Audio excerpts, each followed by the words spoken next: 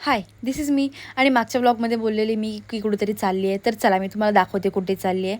तर मी म्हणाले होते की मी पाचफणी नाग बघितला, तर मी तुम्हाला दाखवतेच मी कुठे बघितला. तर मी आलेले आहे आवासला, कारण का माझी खूप इच्छा होती की आवासला दर्शन घ्यायला जायचं. तर मग लाईन बघून खूप चक्कर आली मला. तर विचार केला की मुखदर्शनच घेऊया.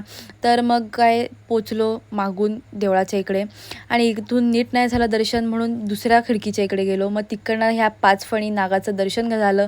हेच मी म्हणत होती की मी आवासला बघितला पाचफणी नाग. आणि मग विचार केला की मग निघूया तिथून. आणि मग आलो आम्ही किमला, कारण का मला ती शिवपिंड बघायची होती. तर पाणी कमी व्हायचं नावच नव्हतं घेत, कारण का त्या काकी बोललेल्या की 1 तासाने पाणी कमी होईल. पण आम्हाला जायचं होतं आरतीला आमच्या गावातल्या देवीच्या देवळात. मग काय मग रिटर्न निघालो आणि ते फ्रूट्स घेतले आणि पोचले देवळात डायरेक्ट फ्रेश वगैरे होऊन. आरती वगैरे झाली आणि मग गेलो बीचवर राऊंड मारायला. सो भेटूया नेक्स्ट ब्लॉगमध्ये. बाय.